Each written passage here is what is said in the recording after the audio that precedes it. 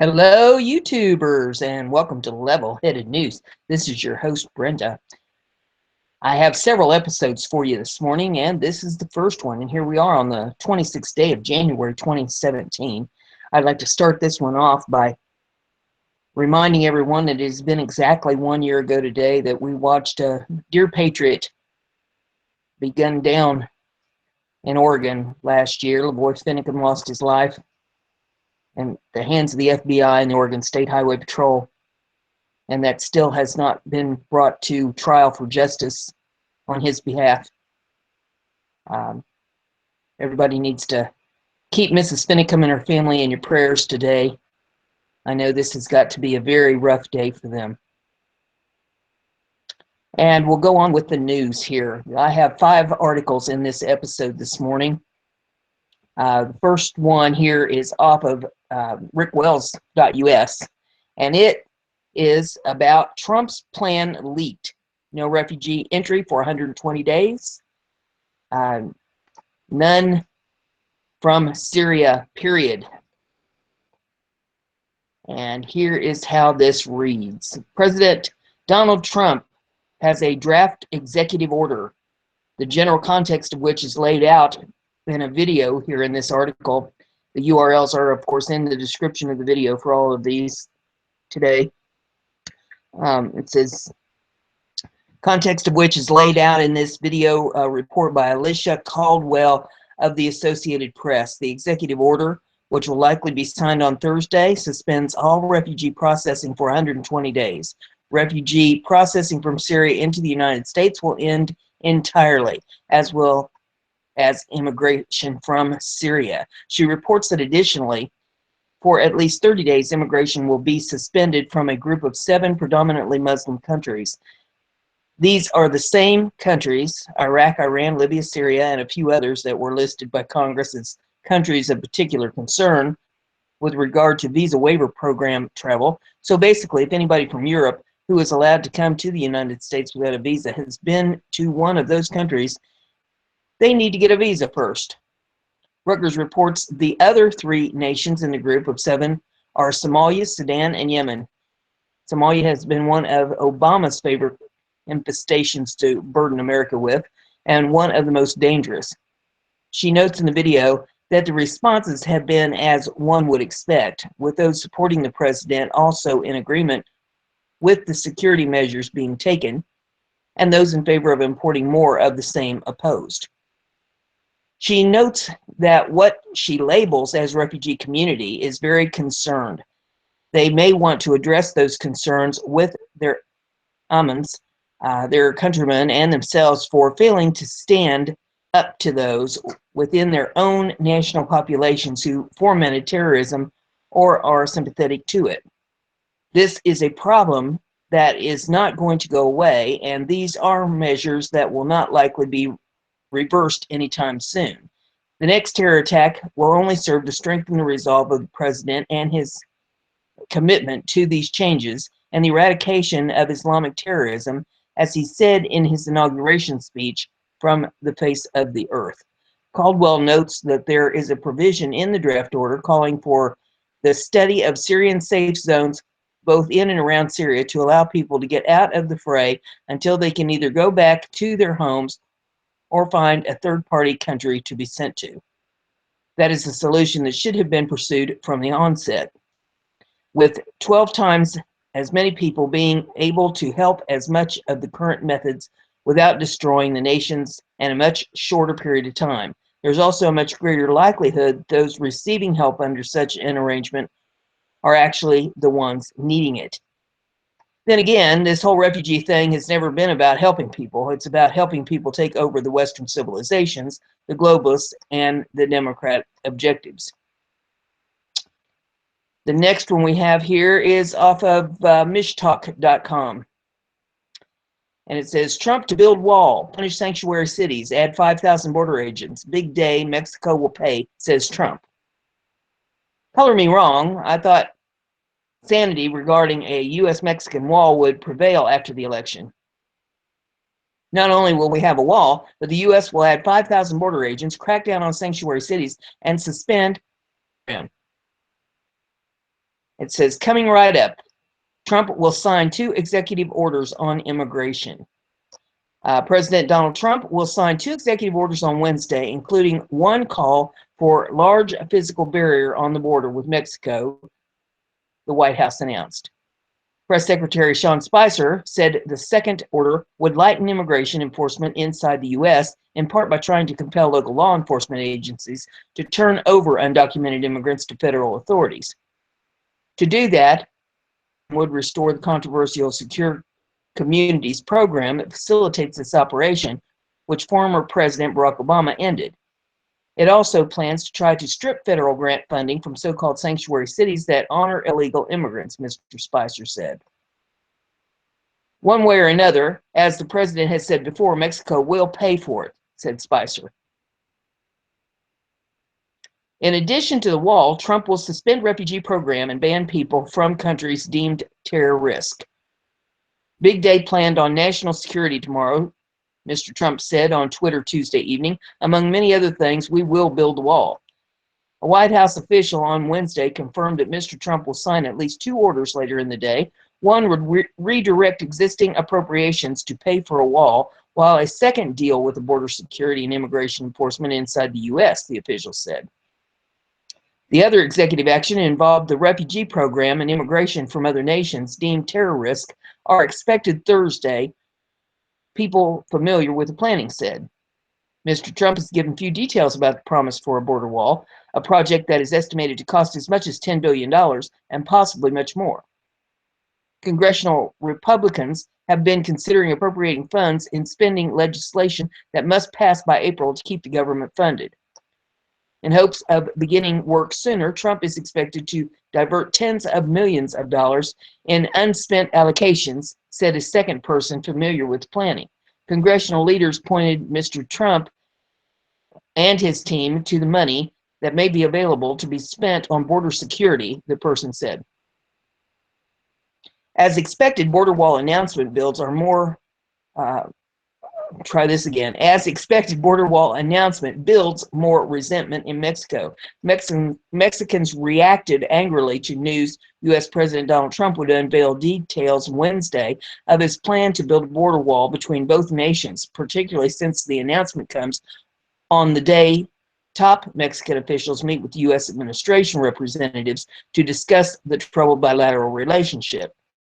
This is an insult to those Mexican officials, to the president of Mexico, and to all Mexicans, George Castaneda, a former foreign minister, said in a televised interview. It's a way of making them negotiate under threat, under insults, and it should lead Mexican President Peña Nieto to cancel his trip next week. Mr. Peña Nieto is extremely unpopular at home, registering the lowest approval ratings of any Mexican president in recent memory. He will be under enormous pressure not to be seen as kowtowing to the new U.S. administration. I already thought that Peña Nieto shouldn't go, and with the issue of the wall, it would be a big mistake, said Alexandro Schultzman, head of the analyst of Empra consulting firm. If he goes there with nothing tangible, it will be seen in Mexico as an act of submission. While Mr. Trump has threatened to leave NAFTA, which he has called the worst trade deal in U.S. history, Mexican officials have also started to raise the stakes. In an interview Tuesday with Mexico Televisa Network, Mr. Guajardo, the economy minister, said Mexico would have no choice but to leave NAFTA if the negotiations prove detrimental to the country. If we go for something that's less than what we have, it doesn't make sense to stay, the economy minister said. It's impossible to sell it here at home. There aren't benefits for Mexico. Mr. Guajardo said that Mexico could leave the talks if the U.S. taxes or blocks remittances from Mexicans in the U.S., or if the U.S. tries to force Mexico to pay for the border wall. What they do or don't do on their side of the border is their problem, but obviously never with Mexican budget money, he said. Nationalism in Mexico could make a big comeback. Already leftist nationalist politician Andres Manuel Lopez Obrador is is rising in the polls ahead of the 2018 presidential election and is seen as the early favorite. CNN Money reports Trump threatens Mexico's biggest cash source. The country's largest source of cash comes from Mexicans living in the United States. That is now under a microscope after Trump issued Executive Order Wednesday to start building a wall on the border. During his campaign, Trump said multiple times that Mexico will pay for the wall. He even threatened to halt or tax cash transfers, known as remittances, from the U.S. to Mexico if the country refused to pay for it. Reimburse us for the cost of the wall. That will happen whether it's a tax or a payment. Probably less likely that it's a payment, but it will happen, Trump said on January the 11th. But Mexico president won't stand for it. We must assure the free flow of remittances, President Peña Nieto said Monday. Remittances are a contribution to national development and indispensable for millions of Mexican families. Between January and November of 2016, $24.6 billion flowed back to the pockets of Mexicans from friends and relatives living overseas, according to Mexico's central bank. That's even higher than what Mexico earns from its oil exports. Try that again. From its oil exports. $23.2 billion in 2015 is what they got from the oil exports. It was $24.6 billion that they got in these remittances. The average remittance from Mexico is about $300. Essentially, Mexico's most lucrative natural resource are the people who leave home. Short-term, constructing a wall may add some jobs, perhaps, but long-term, the U.S. will lose jobs over these actions. Destroying a trading partner cannot be a good thing, but that's about to happen. There's an addendum. It says, reader JC writes, I'm confused on your position with immigration is costing billions of dollars for Texas alone. 20% of our students need to be taught English. Hospitals are dragged down by uninsured illegals. Many illegals commit crimes, returning over and over again after being thrown out of the country. Border towns have lost control to the Mexican gangs. This issue has been getting worse for decades with no end in sight. Why is building a wall such a bad thing, and why should we be overly concerned about how Mexico feels about it? They clearly benefit more than we do from the current arrangement, and relationships can be healed later. And then the article continues. It says, the problem is not the lack of the wall that keeps people out. The problem is handing out free benefits to illegal aliens, the primary reason they come. The wall is actually a minor cost. In the grand scheme of things, spending $10 to $20 billion on a wall isn't that meaningful. Certainly, I would rather spend money on a wall than bombing 7 countries as we did in 2016 under Obama. As for NAFTA, Trump is seriously wrong. NAFTA is not the source of the loss of the U.S. manufacturing jobs. Automation took most of them. Fundamentally, Nixon closing the gold window is what enabled both a destructive credit binge and the outsourcing of jobs that did take place. Finally, as I stated above, it cannot be a good policy to destroy a trading partner. Placing an import tax on vehicles produced in Mexico and dismantling NAFTA will do just that. The next article that I have here is off of TexasTribune.org, and it says, Governor Abbott demands Travis County reverse new sanctuary policy. Governor Greg Abbott is formally demanding that Travis County Sheriff Sally Hernandez reverse her new policy on cooperation with federal immigration authorities or lose state dollars, further escalating a showdown over sanctuary cities that have been the crosshairs or in the crosshairs of Republican officials. There's an editor's note. It says this story has been updated throughout. And it continues. Texas Governor Greg Abbott is formally demanding that Travis County Sheriff Sally Hernandez reverse her new policy on cooperation with federal immigration authorities or lose state dollars, further escalating a showdown over sanctuary cities that have been in the crosshairs of Republican officials. This is not a pronouncement of sound public policy. It's a dangerous game of political Russian roulette with the lives of Texans at stake, Abbott wrote to Hernandez, whose jurisdiction includes Austin, in a letter dated Monday. The newly elected sheriff, whose who campaigned on the issue, announced Friday that her department would reduce its cooperation with federal immigration authorities when they request an inmate be flagged for possible deportation. Her office said it would continue to hold people charged with various serious crimes such as capital murder. But that was not enough for Abbott, whose letter calls for the policy, which is set to go into effect February 1st, short-sighted and backed by frivolous justifications. He quickly reacted Friday on Twitter, saying that his office will cut funding for Travis County adopting sanctuaries. Will cut funding for Travis County adopting sanctuary. Stiffer penalties are coming.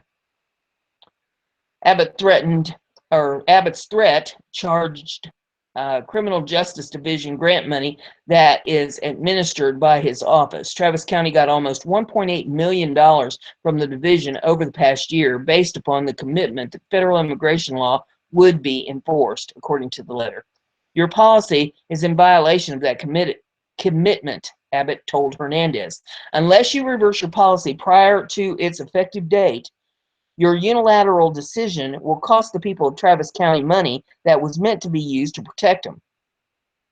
In the letter, Abbott also made clear that he intends to make an example out of Hernandez during the 85th legislative session that started earlier this month. Abbott is set to lay out his priorities in his State of the State address, which is scheduled for January 31st. During the pending legislative session, I will be working with Texas legislature to do more to protect our citizens from misguided and dangerous sanctuary policies like yours, Abbott told Hernandez. Your reckless actions endangering the safety of Texans will provide powerful testimony for the need to strengthen Texas law. This is not the first time Abbott, a Republican, has clashed with a sheriff in the big city county over immigration policy. In 2015, he threatened to withhold state funds from Dallas County Sheriff Lupe Valdez, a Democrat, after she made changes to her department's detention policy. Valdez, who had said her commitment on the policy had been taken out of context, later promised Abbott she would fully participate in federal immigration programs. Like his previous harassment of Dallas County Sheriff Lupe Valdez, Governor Greg Abbott's improper attempt to intimidate Sheriff Sally Hernandez is totally unjustified, U.S. Representative Lloyd Doggett, Democrat of Austin, said in a statement. The governor's interference is not based on what the law is, but what he wants to change it to become in order to satisfy GOP orthodoxy. The next one that I have is off of hornnews.com. It says, revealed, Women's March speakers deadly past. Saturday's Women's March on Washington, D.C. was a controversial affair. There's been discrepancies in attendance totals, criticism on huge trash heap left behind, and outrage after one celebrity speaker called for the murder of the United States president. Lost in the shuffle was the disturbing history of one of their human rights speakers, specifically prison reform activist Donna Hilton, who says she was unfairly treated while incarcerated for 27 years. What no one has mentioned is why Hilton was in prison. The Horn News did some digging, and what we discovered will shock you. In 1985, Hilton helped kidnap, torture, rape, and murder a 62-year-old New York real estate broker named Thomas Villarderwith in 1986. At no point in her advocacy does she mention the name of her victim. On her website, her admission to her crimes is simply, my name is Donna Hilton, but for 27 years I was known as inmate number 86GO206. In 1986, I was sentenced to 25 years to life for kidnapping and second-degree murder. I served the time at Bedford Hills Correctional Facility, the only maximum security prison for women in New York State, and was released in 2012. The brutal torture and murder is outlined in the Psychology Today article written in 1995 on Donna, and it says, Bigeroll believed the Hilton and her accomplices were prostitutes who were going to have sex with him. Instead, they picked him up on March the 8th in Elmhurst, Queens, at Maria Taleg's home and drugged him to make him drowsy. They then drove him to Selma Price's apartment in Harlem. The apartment had already been prepared for an extended torture session. The closet door had been cut, a pot put in it for use as a toilet, and the windows boarded. Bigelow Roll, or however his name is pronounced, was set up by Louis Miranda. The two had partnered on a con, and the payout had gone south. Miranda and his accomplices, Selma and Maria, had offered Donna Hilton and her two friends, Rita and Teresa, $9,000 each for helping kidnap and murder Bigelow. Donna had planned to use to pay, or try that again. Donna had planned to use to pay for a picture portfolio to start modeling career. What they did is disturbing to read, and here it goes. It says, for the next 20 to 50, or 15 to 20 days, police aren't sure just when Bigelow died. The man was starved, burned, beaten, and tortured. Even 10 years later, New York City Detective William Sperling could recall Rita's chilling response when they questioned her about shoving a 3-foot metal bar up his rear. He was a homo anyway. How did she know? When I stuck the bar up his rectum, he wiggled. The three girls took turns watching the man. It was Donna who delivered a ransom note and tape to a friend of Bigelow's who was able to get a partial license plate number of the car she was driving. He notified police, who traced the plate to a rental car facility. On April the 6th, the suspects were arrested, and detectives spent 36 hours straight interviewing 7 men and women. We had to keep going back and forth to catch them in lies, said Sperling. It was a never-ending circle of lies. Sperling himself interviewed Donna. I couldn't believe this girl was so intelligent and so nice-looking to be so unemotional about what she was telling me and she and her friends had done. They squeezed the victim's testicles with a pair of pliers, beat him, burned him. Actually, I thought the judge's sentence was lenient. Once a jailbird, always a jailbird. And then the article continues. It says, I would what people would think of it. That doesn't, I don't know, they've left something out of that. It says, while they listened to Donna Hilton talk about the injustice she faced, they also knew she was once paid to help drug a stranger and lock him in a specially prepared torture room for 2 weeks before stuffing his dead body in a footlocker to decompose. I wonder what people would think if this human rights advocate was an active participant in the starving, burning, beating, and savage murder of a 62-year-old balding real estate broker for $9,000. Hilton served a 27-year prison sentence for her heinous crimes. Since her release, Hilton has become an outspoken advocate of prison reform and says the justice system mistreated her because she was a woman. Saturday, she was keynote speaker at the Liberal Women's March and was cheered as a hero by hundreds of thousands of liberals. One must wonder, does Hilton hear her victims scream anymore, or just her liberal fans' cheers? That's the kind of sick people that was putting on that women's march, for goodness sakes. Next one here is off of Conservative Tribune, and it says, breaking, radio official bans Madonna after threat to blow up Trump's White House. Waiting for the hamster to catch up to me here. There we go. Okay.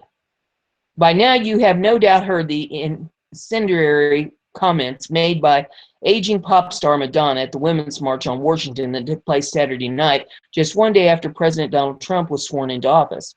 Aside from using the F-bomb profusely at what was purportedly a family-friendly event, she also spoke of her desire to blow up the White House during her anti-Trump rant, comment she has since attempted to walk back as being metaphorical and unserious. News, Madonna's effort to downplay her remarks were not enough to keep her from getting banned. Not from the White House, but from the regular rotation on popular radio station in Northeast Texas. By a Facebook post from Hits 105 FM in Texarkana, Texas, in which station general manager declared Madonna's commentary to be un-American. Billboard reports that station manager Terry Thomas wrote in a statement, Banning all Madonna songs at Hits 105 is not a matter of politics, it's a matter of patriotism. It just feels wrong to be playing Madonna songs and paying her royalties when the artist has shown un-American sentiments. If all stations playing Madonna took their lead from us, that would send a powerful economic message to Madonna, Thomas added. It would indeed send a message, though it remained unclear just how big of an impact such a message would make. It was also unclear just how often Madonna's songs were previously played in the regular rotation, or if people would even miss hearing her old songs for the umpteenth time. Billboard reached out to Hits 105 for comment, but did not immediately receive a response. So there you have all the articles that I have in this episode, but there'll be more to follow. If you like what I'm doing here, give it a thumbs up and share it on your social media so everybody gets to hear the news. Don't forget to subscribe, and if you click that little bell next to the subscription button and check the box, you'll get email alerts every time I put a show up, and that way you'll stay informed. See you in the next one.